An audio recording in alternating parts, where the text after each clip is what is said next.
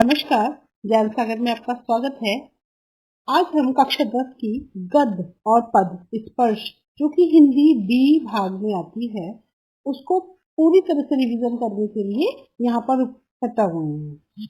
पूरी तरीके से समझेंगे और बहुत संक्षिप्त रूप में, लेकिन एक गागर में सागर की तरह इसको समझेंगे। परीक्षा बहुत निकट है। काम के प्रश्नोत्तर और जो महत्वपूर्ण प्रश्नोत्तर हैं उनको हम देख लेते हैं। जो बार बार प्रश्न पूछे जाते हैं पाठ के अंतराल से, हर पाठ में से, उन्हें हम संक्षिप्त रूप से आपको साझा करेंगे। पहला पाठ है कबीर दास की साखी का। तो इसमें पद आ जाते हैं, पद का हिंदी अनुवाद करने के लिए आ जाता है और भावार्थ अश्य लिखने के लिए आपको एक छोटा सा पद दिया जा सकता है। पद की एक लाइन दी जा सकती है, जैसे सब अंधियारा मिट गया जब दीपक दिखाया माही, या पहले पद में से ही ऐसी बारी बोलिए मन का आपा होए। तो इसी लाइन को आपको अर्थ साझा करना है, अर्थ बताना है। जैसे देखिए ख में दिया गया है कि भाव स्पष्ट कीजिए, तो इस प्रकार के प्रश्न भी आ जाते हैं कि जब मैं था तब हरी नहीं, अब हरी है मैं नहीं। इसके अलावा महत्वपूर्ण प्रश्न तो सभी हैं, आपको एक बार दोहराने होंगे सभी, लेकिन कुछ खास प्रश्न है। जैसे दीपक दिखाई देने पर अंधियारा कैसे मिट जाता है, प्रश्न नंबर 2। तो साखी के संदर्भ में ये बताना है। तो इसमें आपको बताना होगा कि प्रभु के ज्ञान की तुलना दीपक के प्रकाश से की गई है, अहंकार की तुलना अंधियारे से की गई है। कवि कह रहे हैं कि हृदय में अहंकार है तो हृदय में प्रभु को जानने का अज्ञान छाया हुआ है। जिस प्रकार अंधकार में कुछ नहीं दिखता, अभिमान के कारण प्रभु की सत्ता महसूस नहीं होती। एक इसमें प्रश्न है ईश्वर कण कण में व्याप्त है। तो दोनों क्वेश्चन एक दूसरे से रिलेट कर रहे हैं, जुड़े हुए हैं, लेकिन आप जब आंसर करेंगे, उत्तर करेंगे, तो दूसरा उत्तर लिखेंगे। ईश्वर सर्वत्र व्याप्त है, उसकी सत्ता कण कण में है, वो दिखाई नहीं देता। अदृश्य विषय को जानने के लिए उसका ज्ञान प्राप्त किया जाता है, वो दिखाई नहीं देता, सत्ता उसकी महसूस होती है। उसी प्रकार ईश्वर को जानना, देखना एक विषय है। जब तक उसको जानने का ज्ञान नहीं मिल जाता, हम सर्वत्र व्याप्त होते हुए ईश्वर को नहीं देख सकते। यानी हर जगह ईश्वर है, ईश्वर का ज्ञान प्राप्त हो जाता है, तभी हम उसे प्रत्यक्ष महसूस कर सकते हैं, देख सकते हैं। आपका पाठ है पद, जो कि मीरा के पद है। इसमें पद के अंदर से क्वेश्चन आंसर लिखने के लिए आ जाते हैं। जैसे कि पद्यांश आता है, पठित पद्यांश, तो मीरा के पद से पद्यांश आ जाता है, उसके अंदर से आपको लिखने के लिए उत्तर ढूंढने होते हैं। तो आपको इनके अर्थ पता होने चाहिए। जैसे पहले पद में द्रौपदी की लाज रखी आप बढ़ाए चीज, तो किसके लिए कहा गया है? कृष्ण जी के लिए कहा गया है। मीरा जी उनको बता रही है कि आपने द्रौपदी की लाज ऐसे रखी थी कि उनका चीर बढ़ा देता, चीर कहते हैं साड़ी को, साड़ी बढ़ा दी थी और उनकी लाज रखी थी। वो तरह तरह से कृष्ण जी को कह रही है कि आप मेरे ऊपर भी कृपा कर लो, क्योंकि आप तो सब पर कृपा करते हो। द्रौपदी पर कृपा करी, नरहरि रूप पर रख के भगत पर कृपा करी, बूढ़े गजराज पर कृपा करी। और दूसरा पद है, दूसरे पद से भी प्रश्न उत्तर बन जाते हैं, पद आ जाता है। इसके अलावा प्रश्न है आपके, जिसमें सबसे महत्वपूर्ण प्रश्न यहाँ पर आता है कि हरि से अपनी पीड़ा हारने की विनती किस प्रकार करनी है मीरा जी। तो मीरा अपने आराध्य देव से अपनी पीड़ा, दुख को दूर करने के लिए कहती हैं और वो भिन्न भिन्न उदाहरण देती हैं। जैसे द्रौपदी की लाज बचाई, चीर बढ़ाया, वस्त्र बढ़ाया, और अनेक उदाहरण देती हैं। और वो कहती हैं कि आपने डूबने वाले हाथी को बचाया, तो मैं भी तो सांसारिक कष्टों से पीड़ित हूँ, मेरी विपत्ति भी आप दूर कर दो। इसमें एक प्रश्न है, प्रश्न नंबर 5, श्री कृष्ण को पाने के लिए वो क्या करने के लिए तैयार? तो कृष्ण को पाने के लिए वो ऊंचे ऊंचे महल बनाना चाहती हैं, जिनकी झरोखों से वे कृष्ण को देख सके। वो अपने आराध्य का दर्शन करने के लिए बड़े महल बनाएंगी और सुंदर श्रृंगार करना चाहती हैं। कुसुम्बी की साड़ी पहनकर स्वामी के दर्शन करना चाहती हैं। वो आधी रात में यमुना के किनारे आकर अपने प्रभु का दर्शन करना चाहती हैं। यमुना में जो उनकी छवि दिखती है कृष्ण जी की, उसको देखना चाहती हैं। तो ये सब कार्य करना चाहती हैं। उनकी दासी बनकर भी उनके महल की सेवा करना चाहती हैं। मनुष्यता, यह कविता मैथिली शरण गुप्त जी द्वारा लिखी गई है। ये आपको ध्यान रखना है। मैथिली शरण गुप्त जी ने मनुष्यता कविता को लिखा है और जिसमें वो परोपकार की बात करते हैं, दूसरों के लिए जीने मरने की बात करते हैं। दूसरों के लिए जो मृत्यु होती है उसको सुमृत्यु कहा जाता है। महत्वपूर्ण बातें हैं जिनको ध्यान रखना है। किन किन का परोपकार के लिए वो याद करते हैं, जिसमें शुद्धार्थ रतिदेव है, दधीची है, उशीना क्षितिज है और वीर कर्ण है। वो उदारता की, सहानुभूति की, ये सब बातें इसमें करते हैं। कुछ प्रश्न जो महत्वपूर्ण है कि सुमृत्यु किसे कहा गया है, ये मैंने आपको समझा दिया कि वही सुमृत्यु है जो मृत्यु के बाद भी जिसको लोग याद करते हैं, कार्यों को याद करते हैं, उनके आदर्शों को याद करते हैं, उनके पद चिन्हों का अनुसरण करते हैं। क्योंकि शरीर तो नहीं रहता, लेकिन युगों तक यादें रहती हैं। जिनकी यादें अच्छी हैं वो अमर हैं। साथ में कवि कह रहे हैं कि जो पशु प्रवृत्ति के लोग हैं वो अपने हित के बारे में सोचता है, लेकिन मनुष्य दूसरे के बारे में सोचता है। यही आप प्रश्न नंबर 8 में जो संदेश है, इसी चीज को, सुमृत्यु को और जो समीक्षा है पाठ की, इसमें लिख सकते हैं। प्रश्न नंबर 3 है कि दधीची और कर्ण का उदाहरण मनुष्यता के लिए क्या संदेश? तो दधीची ने जो अपनी अस्थि जाल दान दिए थे देवताओं को, और कर्ण ने जो अपना मांस दान दे दिया था, अब जो कहानी है उनकी वो बतानी है। उदार व्यक्ति की पहचान, ये भी महत्वपूर्ण है। और भाव स्पष्ट करने में जब आता है तब आप कवि का नाम अवश्य लिखे। जो जो पात्र इसमें दर्शाए गए हैं उनको चिन्हित करें।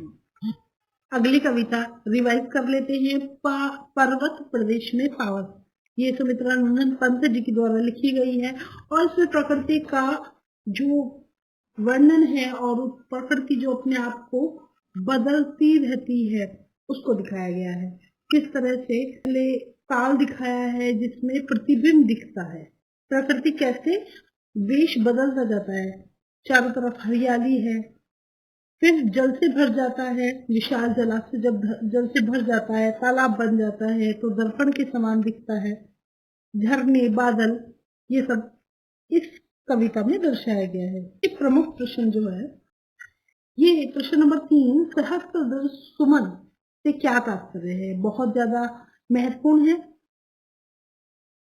इसका अर्थ है कि पहाड़ों में हजारों वनस्पतियां विभिन्न रंगों में दिखाई देती हैं। अलग अलग तरीके के पुष्प होते हैं, अलग अलग तरीके के रंग होते हैं, हजारों प्रकार के, हजारों दृश्य फूल के समान दिखाई देते हैं। मानो पहाड़ की आंखें हैं वे, उन पुष्पों से पहाड़ एक टक होकर देख रहा है। इसके अलावा पाठ की समरी, पाठ की समीक्षा, जिसको कविता का प्रतिपाद्य भी कहा जाता है, ये आपको जरूर से देख लेना है। शाल के वृक्ष भयभीत तो होकर धरती में क्यों धस गए, इसकी कारण समझाना है कि पहाड़ों पे शाल के वृक्ष पाए जाते हैं, वर्षा ऋतु में निस्तंभ खड़े रहते हैं। वर्षा के समय वे झरोकों से हिलने लगते हैं, उनमें कंपन सा होता है। वर्षा ऋतु में वर्षा के झोंकों से शाल के वृक्ष हिलते हैं। जब बिजली कड़कती है तो ऐसा लगता है मानो आकाश टूट पड़ा है। तब ऐसा प्रतीत होता है जैसे शाल के पेड़ भयभीत हो रहे हैं। ठीक है, तो जब आकाश टूट पड़ा लगता है तो वो भयभीत से लगते हैं, क्योंकि उनके अंदर एक कंपन होता है। इसके अलावा मेखलाकार शब्द का अर्थ पूछ सकते हैं कि मेखलाकार शब्द का क्या अर्थ होता है। तो मेखलाकार शब्द होता है कि कोई वस्तु होती है मध्य भाग को चारों ओर से घेरने वाली, जो डोर को मेखला कहते हैं, करधनी भी कहते हैं। जो चीज करधनी के आकार की होती है उसे मेखलाकार कहते हैं। जैसे कि कमरबंद को मेखला कहते हैं। तो यहाँ पर्वत को मेखलाकार का है। पर्वत ऊपर उठे हुए गगनचुंबी होते हैं, जहां से पर्वत की चोटियां ऊपर की उठी रहती हैं, वहां पर भी मेखलाकार हो जाते हैं। अगली कविता है आपकी तो कंपनी के मुहाने पे रखी हुई है। बहुत छोटी सी कविता है, वारेन डगरान की है और उसमें दो चीज दिखाई गई है। पहली ये कि जब तोप की चलती थी तब वो कैसे धराशायी कर देती थी, बड़े बड़े दिग्गजों का हृदय कपा देती थी। और जब वह शांत बैठ गई, जब उसका काम खत्म हो गया और उसका वक्त निकल गया, तो अब चिड़ियाएं उसके ऊपर गपशप करती हैं, बच्चे खेलते हैं। कंपनी बाग में वो रखी रहती है, 2 बार चमकाई जाती है। अपने समय में उसने बड़े बड़े वीरों की धज्जियां उड़ाई थी, लेकिन अब पक्षियों का शरणगाह बनी हुई है। चिड़िया उस पर शैतानी करती हैं। यही आपको इसकी समीक्षा में, और अगर सीख पूछी जाती है तो सीख में भी आप यही कह सकते हैं कि तोप को विरासत की तरह सुरक्षित रखा है, उसकी साफ सफाई की जाती है, सैलानी देखने आते हैं। लेकिन सीख ये है कि कोई चीज कितनी भी बड़ी क्यों ना हो, सदैव एक समान नहीं रहती। तो मौन भाषा में कहती है, कभी वह बड़े बड़े शूरवाओं को परस्त करती थी, लेकिन आज सिर्फ देखने की चीज रह गई है। कोई कितना भी बड़ा क्यों ना हो, एक दिन उसका मुंह बंद हो ही जाता है। अगली कविता है आपकी कर चले हाँ फिदा, काफी आजमी की है। हकीकत नामक फिल्म के लिए इसको लिखा गया था, कैफी आजमी ने इसको लिखा है। और इसमें जो देश के लिए प्राण के आहुति देते हैं ना सैनिक, उनके हृदयों के जो भाव हैं उनको उद्गार किया गया है, उनको प्रदर्शित किया गया, उनको बताया गया है कि वो कैसे देश के वासियों को प्रेरणा देते हैं, अपने आप को मिटाकर देश की सेवा करते हैं। देशवासियों के लिए वो अपेक्षाएं हैं। वे अपने देश को अपने प्रिय देशवासियों के हाथ में सौंपते हुए संसार को छोड़कर आगे का सफर करते हैं और विश्वास करते हैं कि जैसे हमने देश को संभाला, अब हमारी आने वाली पीढ़ी भी इस देश को संभालेगी। इसमें ऐतिहासिक पृष्ठभूमि पूछी जा सकती है, जिसमें फिल्म का नाम हकीकत बताएंगे, लिखने वाले का नाम बताएंगे और ये किस पृष्ठभूमि पे थी। फिल्म थी भारत चीन युद्ध को रेखांकित करती हुई में बनी हुई थी। देशभक्तों की आवाज है, देशभक्त सैनिक है, उनके दिल की आवाज को यह प्रदर्शित करती है, कुर्बान होने की प्रेरणा देती है। और अगर आपको इस पाठ की समरी पता है तो आप लगभग सभी प्रश्न अच्छे से कर सकते हैं। कफन बांधने का क्या अर्थ है? कफन बांधने का अर्थ है तैयार रहना, मृत्यु के लिए तैयार रहना। यानी जिस वस्त्र में लेके जाते हैं मृत्यु के बाद, उसको कफन कहते हैं। तो जो मरने के लिए तैयार रहते हैं, ये एक मुहावरा है और संकेत है कि जो बलिदानी है, जो वीर है, देश के लिए प्राण देने के लिए तैयार रहते हैं और वो आह्वान करते हैं कि जैसे हमने अपने सर पे कफन बांध रखा है, अपने देश भूमि के लिए, अपनी मातृभूमि के लिए, मेरी आने वाली पीढ़ी भी इसी राह पे चलेगी। कविता का प्रतिपाद अर्थात जो समीक्षा है, जो पूरी कविता है, उसका सार आपको अपने शब्दों में लिखना है। अंतिम कविता है आत्मत्राण। आत्मत्राण रविन्द्रनाथ ठाकुर जी द्वारा लिखी गई कविता है, जिसमें कवि ये कहता है, ये प्रार्थना करता है कि मुझे विपत्तियों से बचाओ। ऐसा मैं मानता ही नहीं हूँ, ऐसी मैं प्रार्थना करता ही नहीं। मैं तो ये कहता हूँ कि मैं विपत्ति अगर पा जाऊं, मैं अगर परेशानी में पड़ जाऊं, तो मेरे को डर ना हो। मेरे ऊपर इतनी कृपा करो कि मैं उस पे चल पाऊं, आगे बढ़ पाऊं। कवि हर पद में लगातार ये कह रहे हैं कि अगर हानि उठानी पड़े, दुख उठाना पड़े, धोखा खाना पड़े, तो मुझे इतना हिम्मत दो हे करुणा में हे ईश्वर कि मैं उसको सह सकूं। ठीक है, और मुझे आपके ऊपर कभी संदेह ना हो, मैं आप पे विश्वास बनाए रखूं। यही है आत्मत्राण। आत्मत्राण का अर्थ होता है मुझे बचाओ। अभी प्रार्थना कर रहे हैं किससे? भगवान से प्रार्थना कर रहे हैं, ईश्वर से प्रार्थना कर रहे हैं, जो सबसे ऊपर है। हम एक ऐसी शक्ति जो सबका ध्यान रखती है उससे प्रार्थना कर रहे हैं, वो करुणा में है। और वो प्रार्थना क्या कर रहे हैं कि मेरे मन को शांत रखो, मुझे शक्ति प्रदान करो ताकि मैं दुख और कष्ट का सामना कर सकूं। कवि सहायक ना मिलने पे क्या प्रार्थना करते हैं कि मेरा जो पराक्रम है, मेरा बल है, उस पे मुझे भरोसा होना चाहिए, मैं उससे डगमगा ना जाऊं। और कवि अंत में क्या आनंद करता है कि सुख में लोग भूल जाते हैं प्रभु को, लेकिन वो सुख में भी याद रखना चाहता है। कभी भगवान को सुख में भी याद रखना चाहता है और दुख में तो भगवान याद आते ही हैं। कविता का संदर्भ स्पष्ट कीजिए और प्रतिपाद्य क्या है, सार बताइए। इसमें तो आपको कविता के बारे में और जो कवि कहना चाहते हैं और कवि कौन है इनके बारे में लिखना होगा, उनकी क्या मनोभाव है ये आपको बताना होगा। प्रश्न नंबर 6 है जो महत्वपूर्ण है, आपकी अपनी इच्छाओं की पूर्ति के लिए आप प्रार्थना की तरफ और क्या क्या प्रयास करते हैं। तो ये आप अपने शब्दों में लिख सकते हैं, बहुत सारे प्रश्न आप अपने शब्दों में लिख सकते हैं और अच्छे से अपने मनोभाव उसमें प्रकट कर सकते हैं। जैसे कि प्रार्थना का जीवन में महत्व है, लोगों को इच्छा पूर्ति के लिए लोग इच्छा पूर्ति के लिए प्रार्थना करते हैं, लेकिन जब पूरी हो जाती है इच्छा तो प्रार्थना नहीं करते हैं, धन्यवाद नहीं करते। हमें धन्यवाद करना चाहिए ईश्वर का, साथ में कठोर परिश्रम भी करना चाहिए और अपनी इच्छा के लिए सिर्फ भगवान से प्रार्थना नहीं करनी चाहिए, कड़ी मेहनत करनी चाहिए और सोचना चाहिए कि हमको ऐसी शक्ति मिले कि हम और कठिन परिश्रम करें, हमको सफलता प्राप्त हो। तो इस भाग में मैं आपको पद पूरे तरह समझा चुकी हूँ। इसी वीडियो के अगले भाग में मैं आपको गद्य की सारी समरी, सारी सार बहुत कम शब्दों में समझाने का प्रयास करूंगी।